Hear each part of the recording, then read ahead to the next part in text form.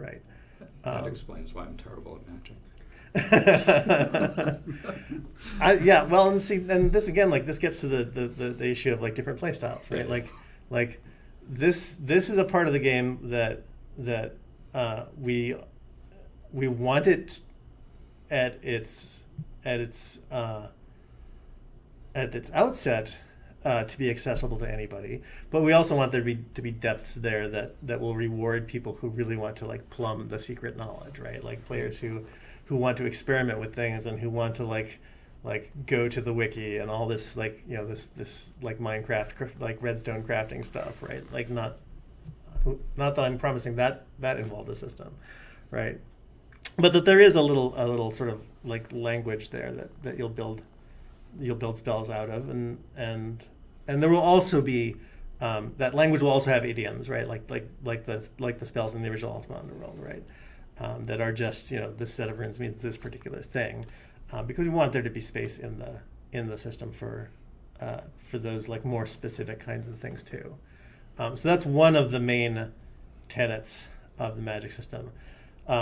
The other ones are actually pretty simple. Like one is niche protection, which is an issue that can come up in a lot of fantasy games, and I think came up in the original Ultima Underworld, where you go to all this trouble to be a fighter or a thief, and then a wizard comes along casting a spell that does exactly what your skills do, right? And so you feel like a chump.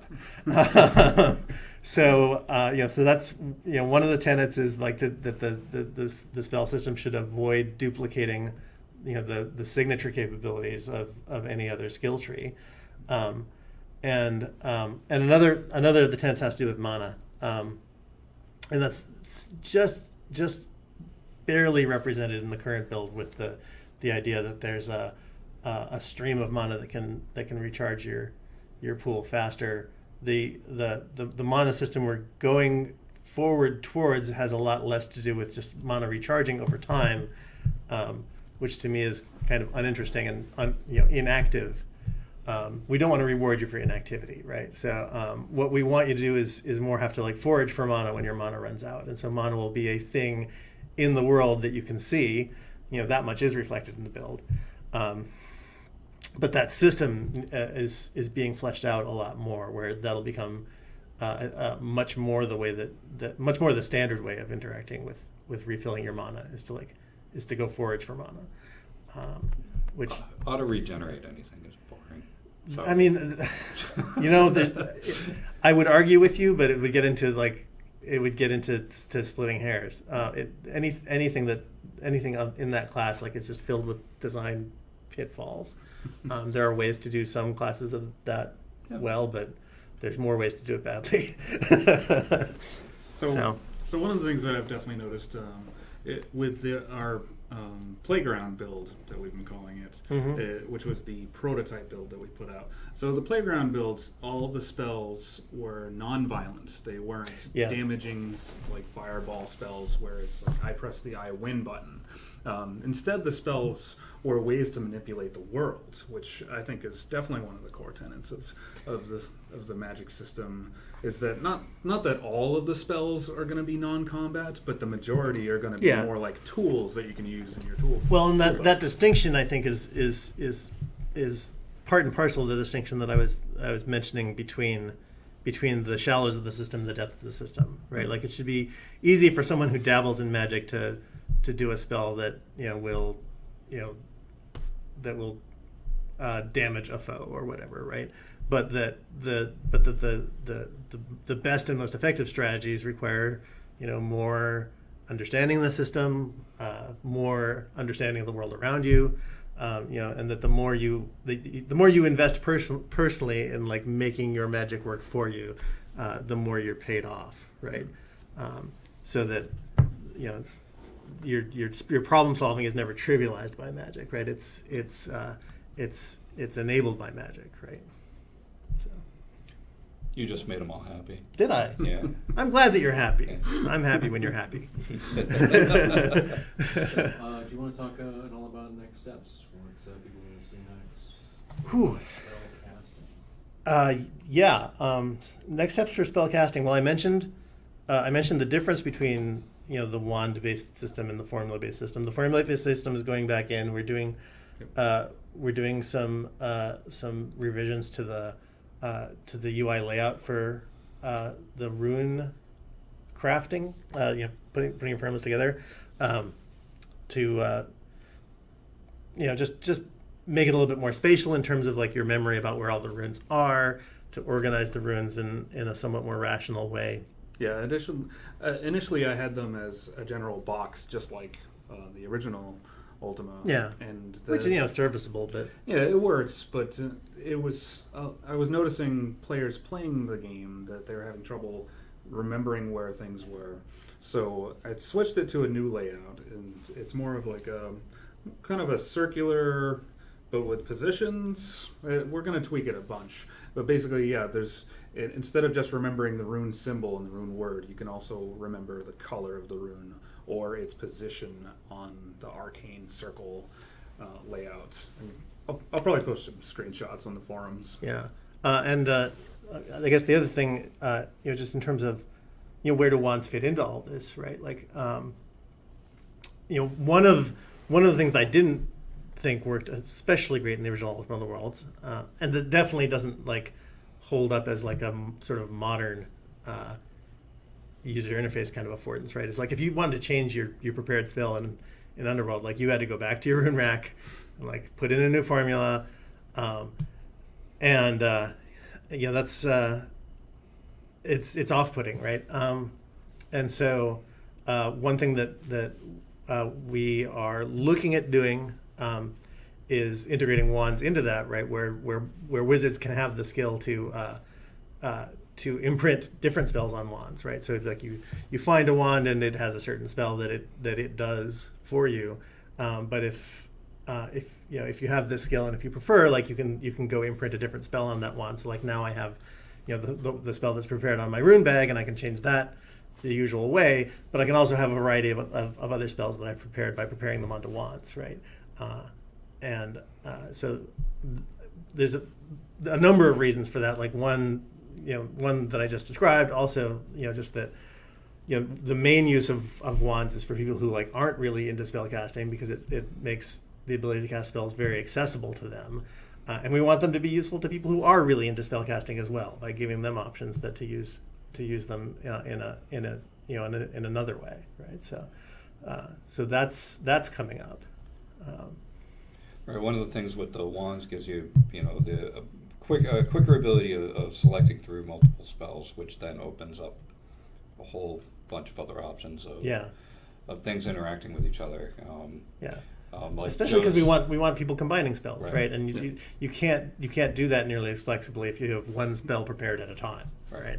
So, a few questions. We're about 7 minutes left. Oh, okay. Yeah, we should definitely take more questions. Yeah, I had some questions about mana. I don't know if you want to talk at all about the ecology of mana with wisps and undead. If you want to. Oh, sure. We can hint a little bit about that. So, I mentioned having to forage for mana, that mana is stuff in the world. And, part of that is that we want the player not to be the only thing that's interacting with mana, right?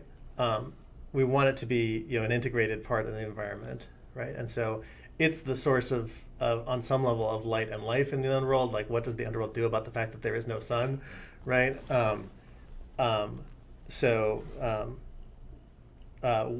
Wisps will interact with mana. This is a creature type that you might remember from the Underworlds, that gives off light. And so, if that's one of our problems is, where's the sun? Well, there's this proxy for the sun that has this magical interaction with the environment.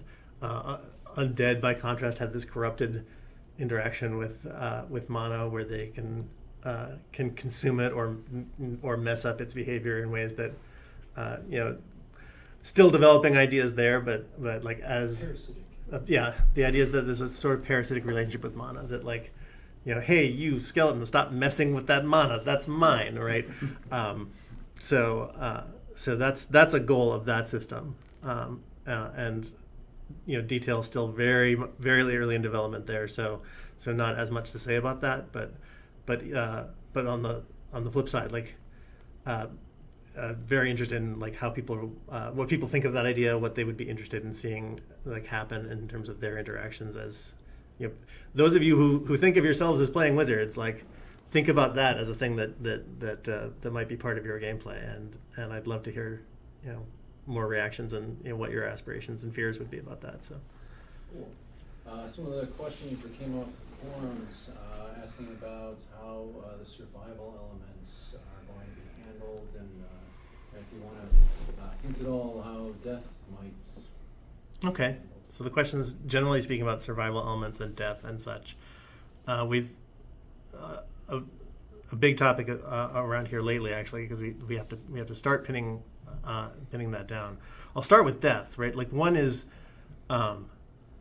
Again, like we have very definite goals that we've established there that's going to happen. Like your player character is going to die sometimes, and what you don't want is for that to be a message to the player that it's time to stop playing the game, right? Like I don't want to kick anyone out of playing the game. And this is similar to the way that the Underworlds approach this, and that later System Shock would approach it, right? Is that like different mechanics to try to make respawning the player an invitation to go back into playing the game again, right? As opposed to like taking to the load save screen, which to me is always just like, okay, that's a good time to stop, right? But there's still a lot of options there. Like there's back in the day we did the old school thing where there was like a much more of a penalty for dying. You'd lose experience, and then like it was a question of like, okay, am I gonna suck that up, or am I gonna bother to go to the load save screen? But at least if I'm going to the load save screen now, that's because I've made a decision to keep playing, not because I've made a decision to quit. So a lot of our design right now is around like exactly like how we're bringing you back to a like between action space. Looking back to the silver sapling from Underworld 1 in terms of like, what is the sort of fictional wrapper that we put around respawning. All that's still being developed. We have a few people that are still asking or questioning if we're going to have an Iron Man or hardcore mode. Oh, well, I think Iron Man's trademarked, so we can't have an Iron Man mode. But well, no, that's what XCOM calls it.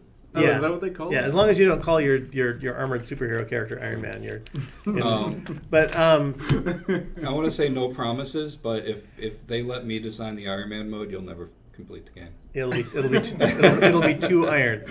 The thing that I think we're fairly solid on is, because we're so interested in players making their own style decisions, we want to support people who make that decision to play the game really hardcore, right? And so, whether that's because we have a mode that enforces that on you, or not, like we do want to support it. And part of that I think is likely to just come out of some of our other decisions about sort of encouraging and affirming people's play styles, is that like we want there to be latitude there where like if nothing else, if you were to like choose to play really hardcore, like you get the stats at the end of the game to like prove that you played really hardcore, right? And that certainly, going back to Thief, right? Like that was a lot of where the best, most engaging play of that sort came from, in terms of like the fan community would just like take it on themselves to like get like a super clean stats screen at the end of the game. And just like goes the whole level and like never knock anyone else, never knock anyone out unless they were airborne. This is like crazy stats, right? What shape it'll take, I don't promise, but we want people to like be able to make those decisions about their play style and feel like they're really getting affirmed for it.